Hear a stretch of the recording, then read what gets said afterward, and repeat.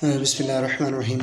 آج کا جو ٹاپک ہے وہ ہے تقدیر کے حوالے سے، کہ تقدیر میں جو لکھ دیا گیا ہے نا، تو ہم جس پہ عمل کرتے ہیں وہ ہماری تقدیر میں لکھ دیا گیا ہے۔ مسلم شریف جو ہے نا، اس کی حدیث ہے کہ اللہ تعالیٰ نے مخلوق کی تقدیر 50,000 سال پہلے، زمین و آسمان بنانے سے 50,000 پہلے مخلوق کی تقدیر لکھ دی گئی ہے، کہ جو آج ہم کرتے ہیں یہ ہم تقدیر میں لکھ دیا گیا ہے، ہم وہ کرتے ہیں۔ تو جس طرح اللہ تعالیٰ کے نبی صلی اللہ علیہ وسلم نے حدیث فرمائی کہ حضرت موسیٰ علیہ السلام اور حضرت آدم علیہ السلام کا آپس میں مناظرہ ہوا عالم ارواح میں، کہ انہوں نے کہا کہ اب موسیٰ علیہ السلام نے فرمایا کہ آپ آدم ہیں، تو انہوں نے کہا جی، اور آدم علیہ السلام نے فرمایا کہ آپ موسیٰ ہیں، کہ وہ جن نے اللہ تعالیٰ نے اپنا یعنی کہ برگزیدہ بندہ بنایا اور ان پر تورات نازل فرمائی۔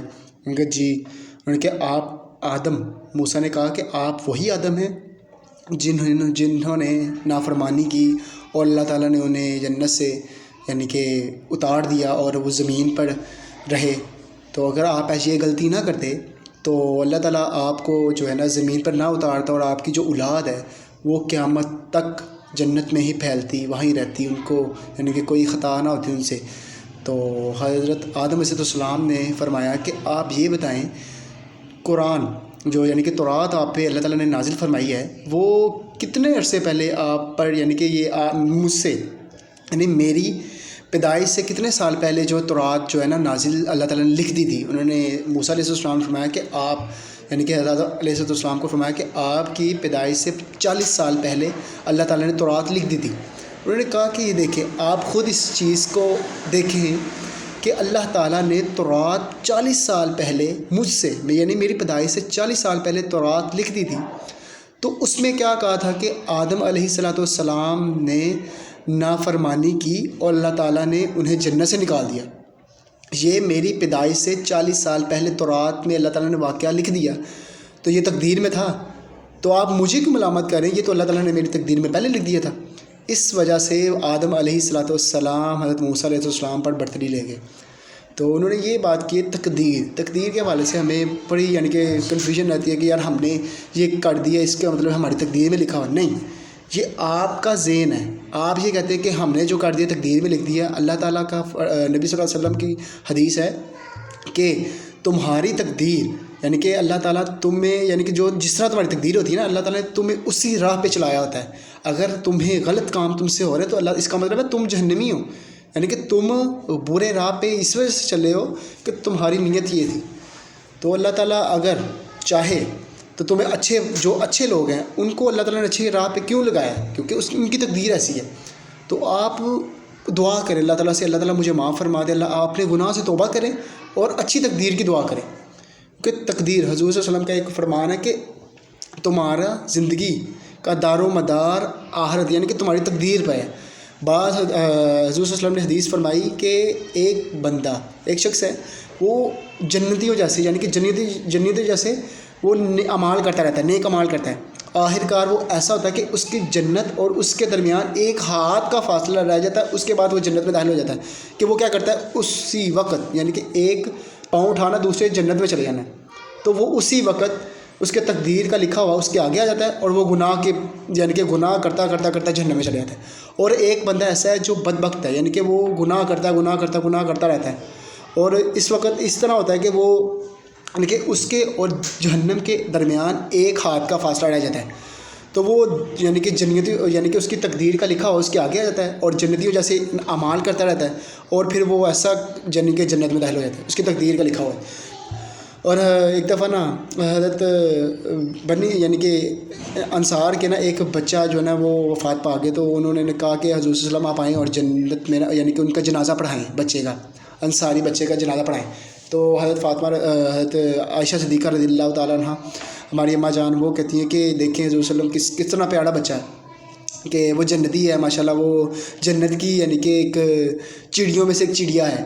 تو اللہ تعالیٰ نے فرمایا کہ تم ایسا کیوں کہہ رہی ہو، تم ایسا یعنی کہ کیسے کہہ سکتی ہو، کیونکہ اللہ تعالیٰ نے جو انسان کی تقدیر ہے نا تب سے لکھتی ہے کہ جب یہ سب یعنی کہ ہم سب اپنے باپوں کے کمر میں تھے، یعنی کہ ہم پیدا نہیں تھے ہوئے تو ہم نے اللہ تعالیٰ نے تب سے ہماری تقدیر لکھ دی ہے. دیکھیں تو ایک ہوتی ہے تقدیر، دو تقدیریں دو قسم کی ہوتی ہیں.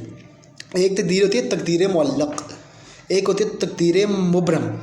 تقدیر معلق جو ہے نا وہ تقدیر، ایسی تقدیر جو تبدیل یعنی کہ تغیر اس میں تبدیل ہو جاتی ہے دعاؤں سے. جیسے ہم کہتے ہیں نا دعاؤں سے تقدیریں تبدیل ہوتی ہیں، تقدیریں بدلتی ہیں، اس طرح ہی یہ تقدیر معلق ہے کہ ہم نے کسی کو کوئی بات کی تو ہم نے دعا کی تو اللہ تعالیٰ نے وہ تقدیر میں تھا یا نہیں تھا ہمیں ہماری دعا سے تقدیر میں لکھ دیا، وہ تقدیر معلق ہے.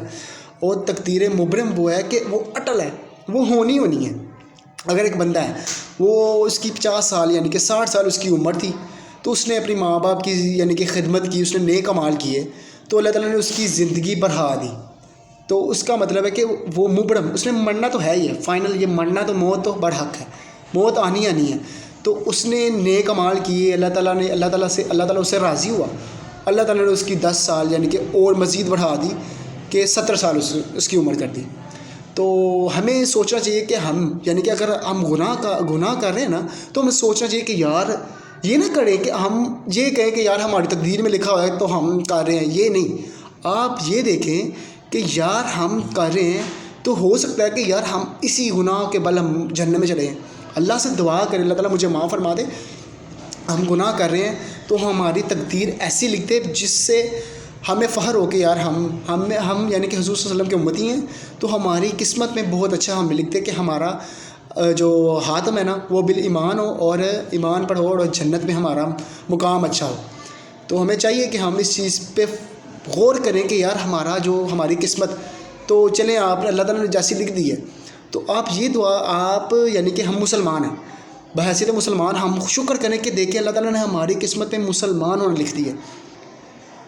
بس یعنی کہ ایک حدیث ہے کہ جس نے لا الہ الا اللہ کہہ دیا وہ جنت میں گیا.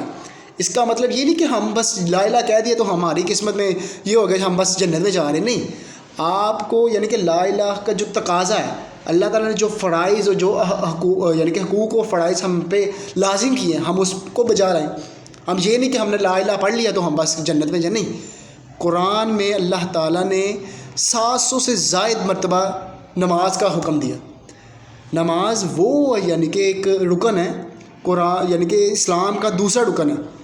توحید کے بعد سب سے بہترین جو یعنی کہ جس پہ بہت فضیلت دی گئی وہ قرآن میں وہ نماز ہے. ہم نماز پڑھتے نہیں. 5 وقت مسجد میں امام جو مؤذن ہوتا ہے وہ کہتا ہے کہ حی علی الصلاۃ حی علی الفلاح، ہم آؤ یعنی کہ فلاح کی طرف. تو ہم زمین جو ہے عام جو دنیاوی معاملات کو ہم فلاح سمجھتے ہیں.